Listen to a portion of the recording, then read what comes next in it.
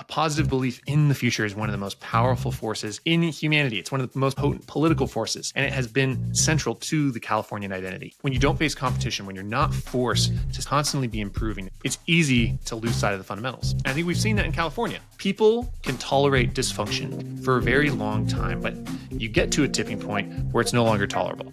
And then people start to act out. Hello, everyone, and welcome back to the California Future Society podcast. I have a solo episode for you this week, and it's all around the idea of how do you change California's politics.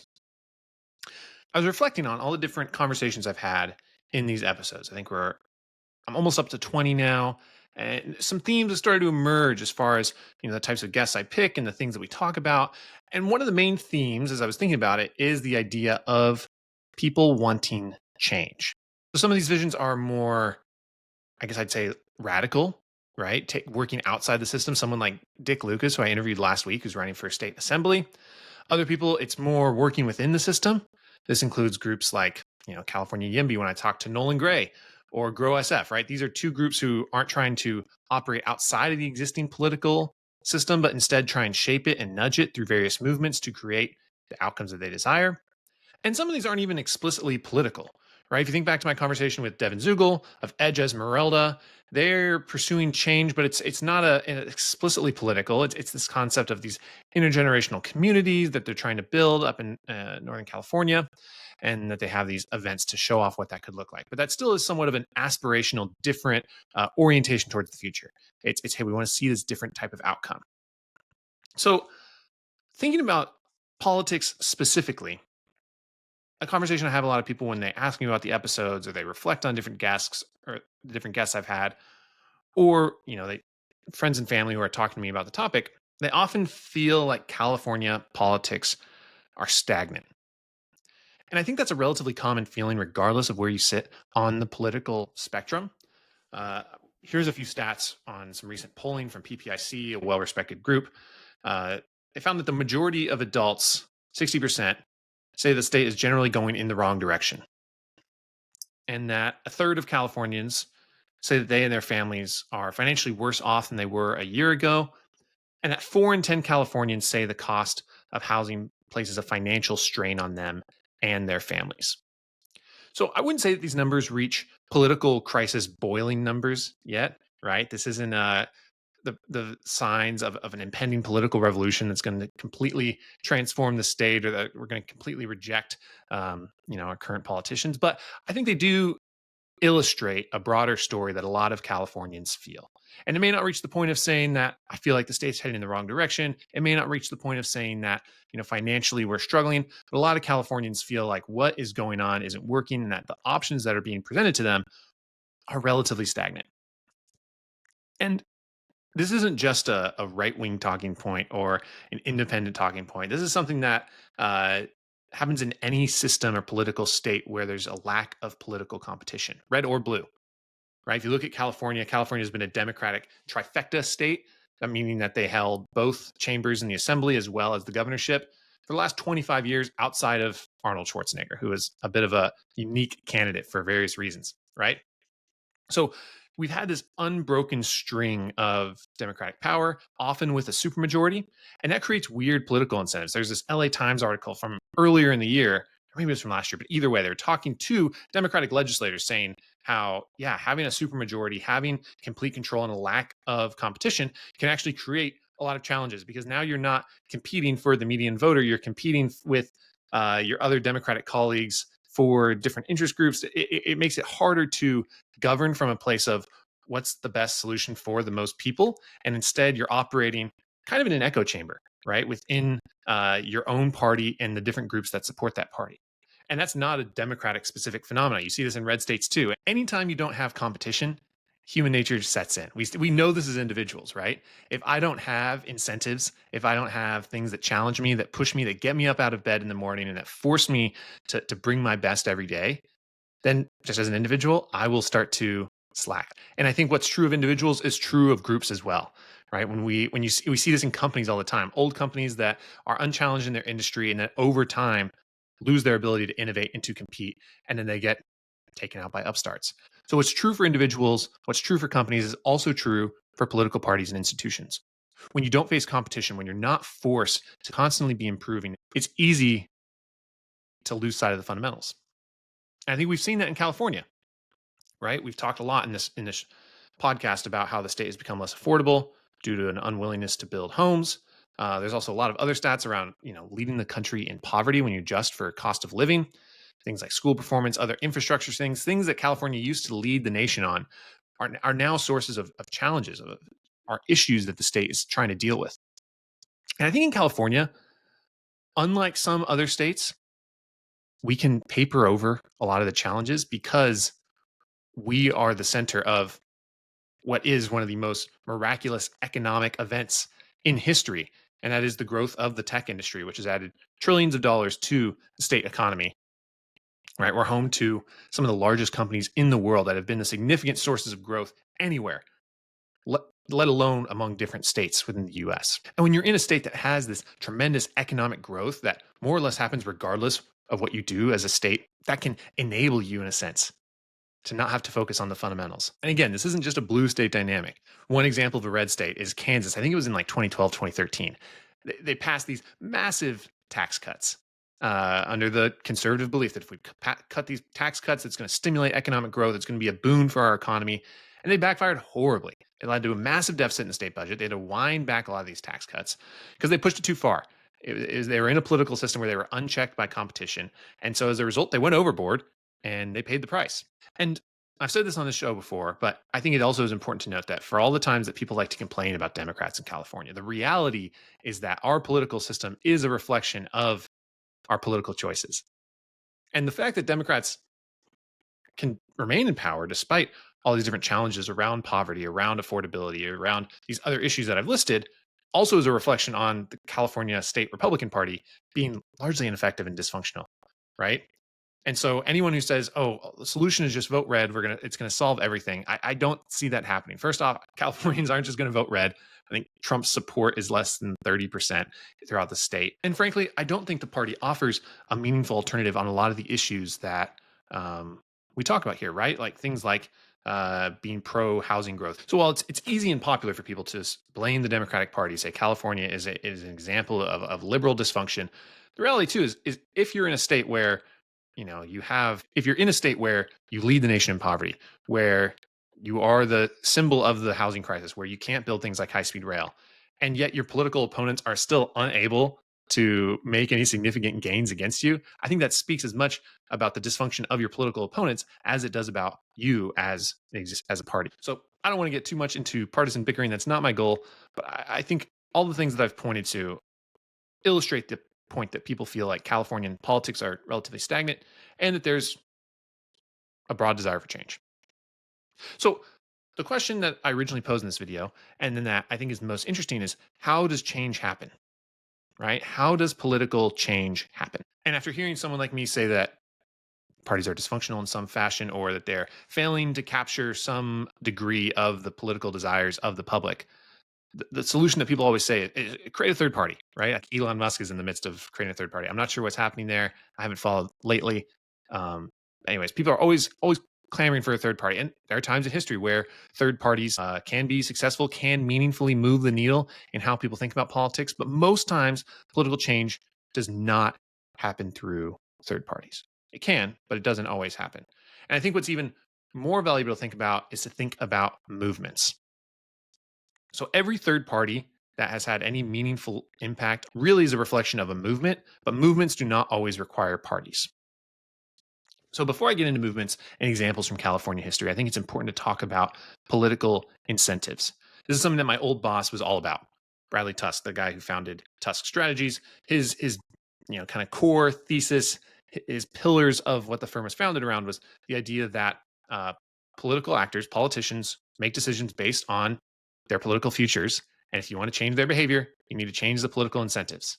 It sounds very simple. It sounds very rudimentary. But the reality is a lot of people approach politics with the idea that they can persuade political actors to make decisions based on what they feel is right, what is righteous, what is most effective, right? We think of the old movies of, Mr. Smith Goes to Washington pleading his case on the floor of Congress that somehow, changes the hearts and minds of Americans to do the right thing. But the reality is that is just not true.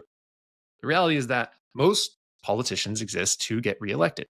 And so they make decisions that they think will increase their odds of reelection, and they don't make decisions that they think will decrease their odds of reelection. So if you want to have political actors change their behavior, you need to change the political incentives at play.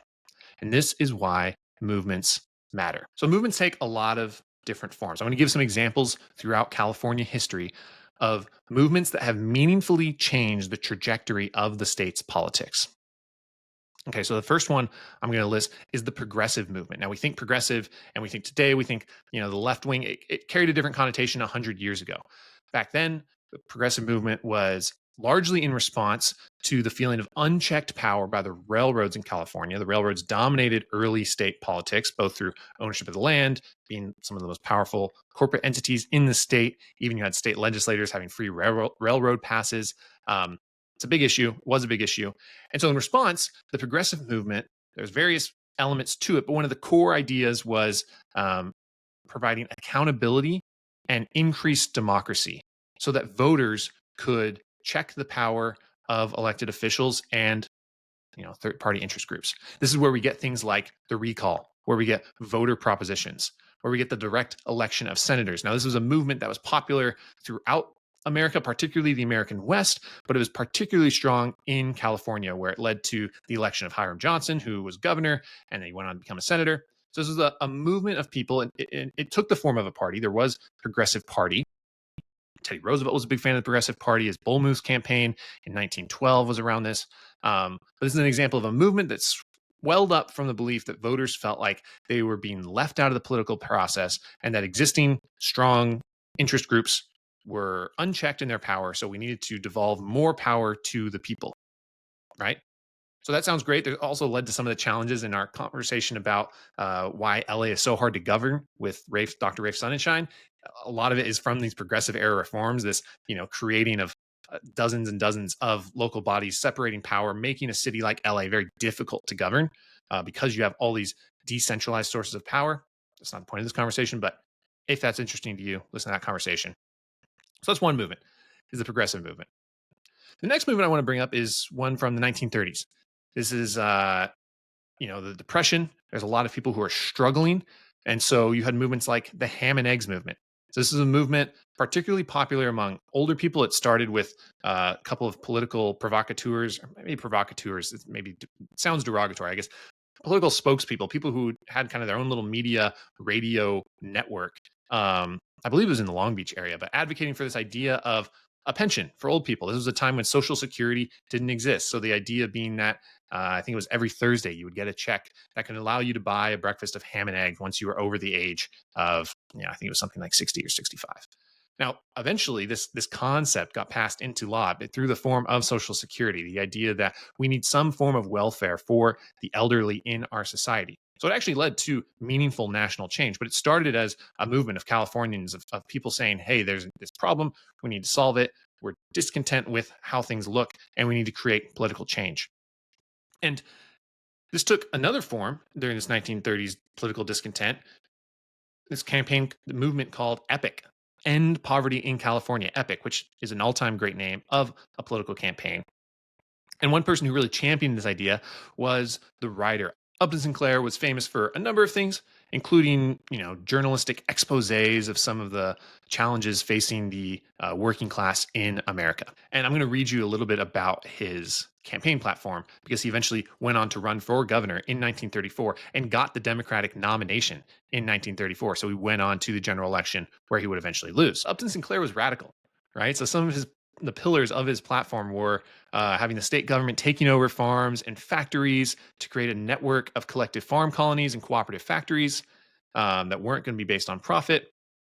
He wanted a $50 a month pension for the elderly. And he was all about this concept of a state-managed cooperative economy to provide work for the unemployed, which most of those are pretty socialist, right? Some of those, like a $50 a month pension for the elderly, that, through the form of Social Security is relatively tame. But his ideas were largely based on socialism, and his writing, he had this kind of crazy whimsical flourish to the way that he wrote. He put out this pamphlet of predicting that he was, kind of writing from the future. Here's how I solved all of California's problems as governor. So while he lost the general election, this movement, this EPIC movement, the Upton Sinclair movement, radically changed California state politics. It paved the way for a Democrat to win the governorship 4 years later, which hadn't happened for a long time. And it energized this base of voters, particularly around the working class, the middle class, feeling like they were being left out of the state economy and that they wanted to see energetic, intense intervention from the state government to change things. A few other examples of movements that have radically changed state politics is the Taxpayer Revolt, right? The passage of Prop 13, this idea of people feeling like the increased growth of the state was causing their property taxes to go up too quickly. They didn't like that. So instead, they passed Prop 13 through voter proposition, did not even have to go through the established political institutions, and said, hey, we're going to radically cap property taxes, and how quickly they grow has all kinds of negative side effects. While it's great for an individual homeowner who's staying in one place for a long time, I talk about this in my episode with Bill Fulton, talking about how for municipalities and other things, this cap on property taxes creates all types of challenges for local budgets.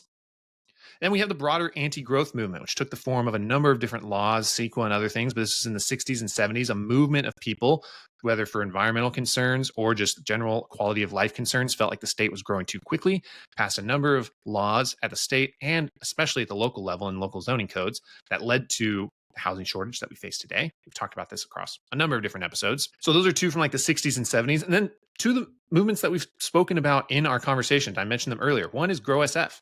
Right? I think it was my third episode. I talked to the founders of GrowSF, and I can't speak highly enough about them, how they have influenced the politics in the city and county of San Francisco by mobilizing let's call it the quiet majority, the people who care about kind of common sense reforms, but were largely uninvolved or underinvolved in city elections. And so by mobilizing them through their voter guide, through educational materials, now they're recruiting candidates, they've been able to produce a pretty remarkable shift in city politics by changing the political incentives. And it didn't require a new party. They just said, hey, here's the candidates who align with the common sense policies that the majority of San Franciscans believe in. And it's led to a change in electoral outcomes.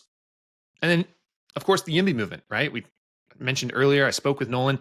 This is a movement that grew from grassroots of people who are deeply frustrated over the housing crisis and its negative effects on the state, and who started to advocate for the different policy changes that we need to see if we want to end the housing crisis and make California affordable again.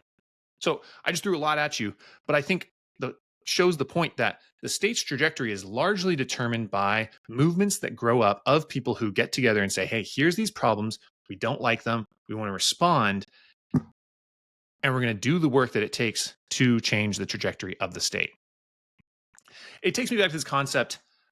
I don't know if other people have coined this as well, or this idea of like tipping point politics, right? So the idea being that people can tolerate dysfunction, people can tolerate things that they don't like for a very long time, but at a certain point, you get to a tipping point where it's no longer tolerable, and then people start to act out. Now, it's never as clean as it looks in the history books, right? We always read history and it's, this one single event led to the Boston Tea Party, which then led to the American Revolution. But of course, movements take a long time. It takes a lot of work and slowly building up the infrastructure and the people and the audience to make change happen. And this is one point I want to talk about before I move on to the next section, is that the reason movements are valuable is not just because they shift popular opinion, right? Popular opinion is important and it does lead to political changes, but politics is also about who shows up, right? And who shows up is not always representative of the most popular beliefs.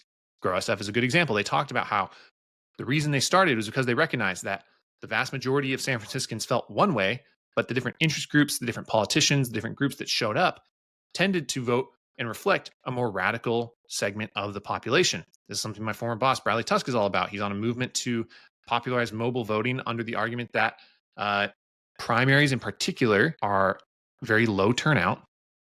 And so politicians, because they respond to political incentives, have to appeal to the people who show up in primaries who tend to be more ideologically polarized. And in doing so, they then have to take these somewhat radical stances, or more radical politicians get through to the general election. So we're left with these choices between two extremes.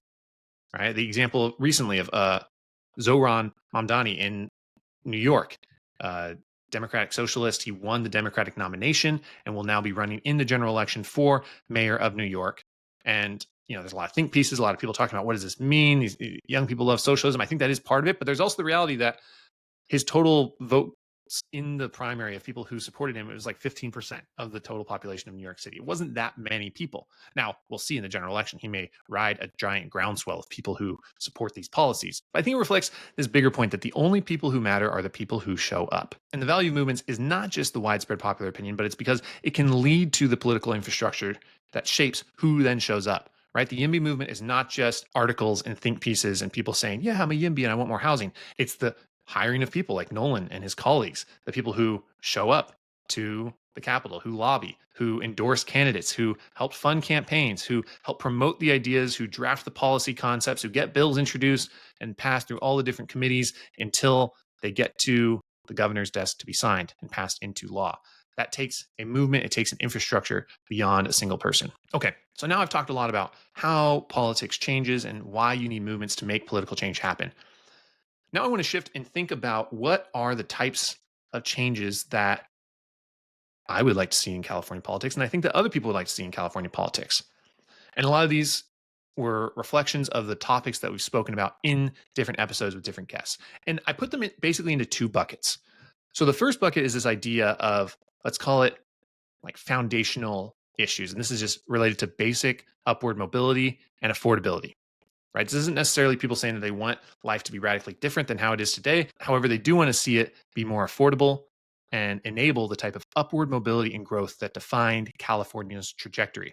I talk about this in the episode on the evolution of the California dream, how growth and upward mobility and opportunity and upward transformation were the core hallmarks of the Californian identity. And these policy changes are ones that would enable that to be true today, right? So these are things like the YIMBY movement and making housing affordable once again. These are things like jobs and economic opportunity, not just for the AI machine learning engineer who's getting $100 million offers from Mark Zuckerberg, but also the working class, the types of jobs that a lot of which have left the state or are no longer economically tenable because of the increase in housing costs.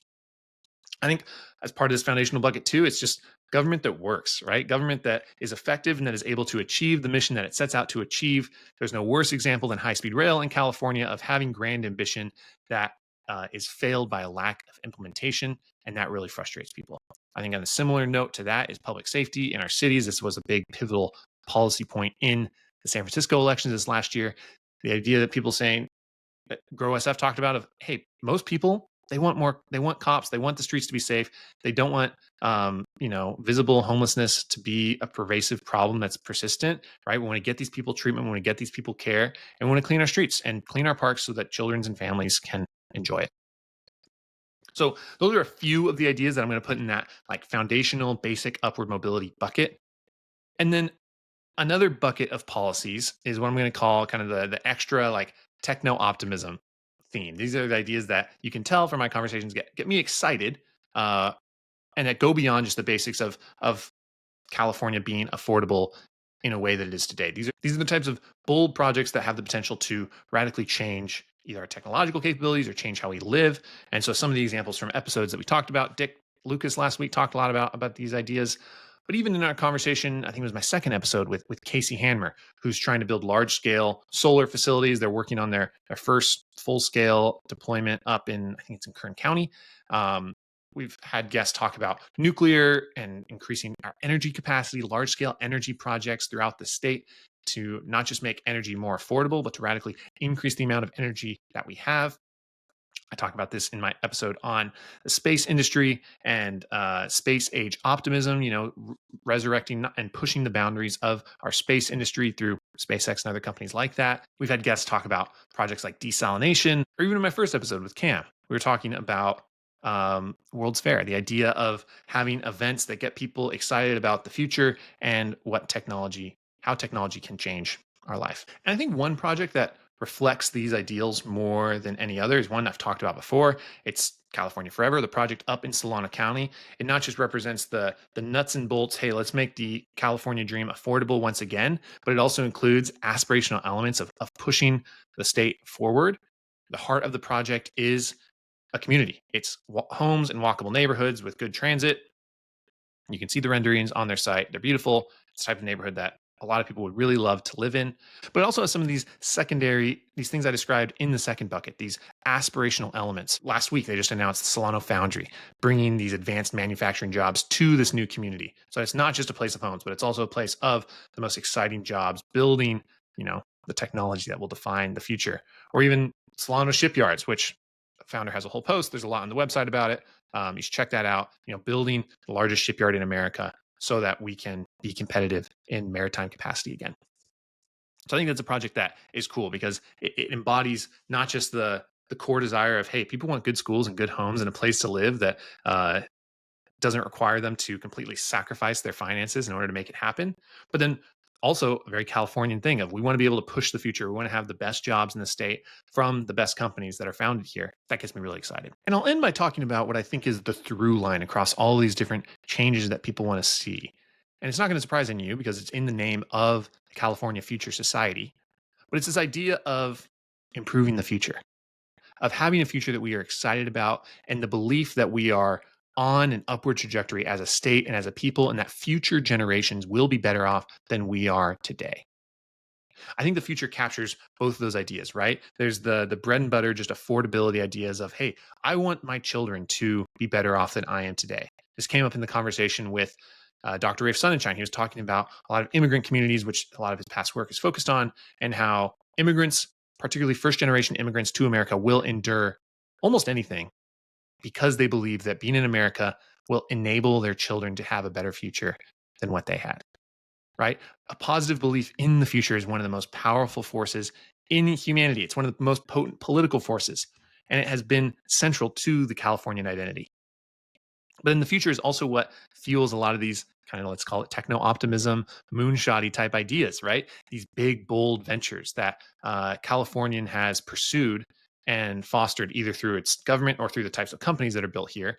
California has been the place where we build the future, right? It's where the startups are built, and startups, by definition, are premised on the notion that this small, scrappy band of individuals can build a company that is generationally defining and shifts human behavior in some form or fashion, right? But it's always very future oriented. I think more than anything, if I could desire any change or any movement in California politics, the reason I have these conversations, the reason I get so excited as I talk about this is because I want people to be excited about the future. I want our state politics to be defined by a pursuit of a better future and investing in future generations. And one of the things that's challenging and just the hard realities that we're butting up against is that the window for a future-oriented movement may actually be shrinking and not growing. And I say that for two reasons. One is that people who are most willing to embrace change for the sake of the future are often those who are on the rise, right? When people are established, when they are wealthy, when they already have a good life and they are set and they already have wealth for themselves and for future generations, they don't want to disrupt the status quo as much. And the reality of California, right, as a state, is that we have been bleeding out the working class for years now. That even when our population isn't shrinking, that you can look at the migration numbers of who moves into the state and who leaves the state within the United States, and it's largely wealthier people moving in and working class, lower income families leaving because it's too expensive. So I think that's a core constituency of people who could get mobilized and excited by this idea of sacrificing for the future, right? Every U-Haul that crosses the border into Nevada or another state carries with it potential voters who would be willing to advocate for change. The other reason that the window for orienting around the future might be shrinking is that the state, like the rest of the country, is aging very rapidly. So in 2020, we had 4 working age adults per senior citizen. By 2030, we're projected to have fewer than 3.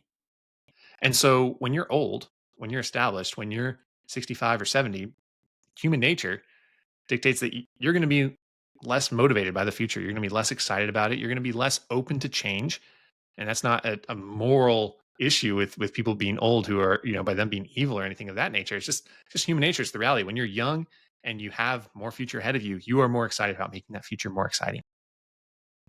And by definition, people who are older tend to be more economically established. They tend to have homes that are paid off, be more rooted in their community.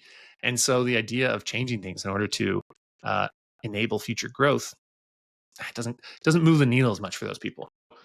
My hope with this podcast is to continue having these types of conversations with the most interesting people who are thinking about the future, whether they're techno-optimists or not, whether they are agitating for political change within the system, outside the system, whether they like the system, but they have ideas of how the future can be better. That's what this is all about. And that's the type of movement that I'm trying to create. So if that's exciting for you, I'm always looking for ideas, including guests that you'd like to see more, topics that you'd like to see me focus on in future conversations.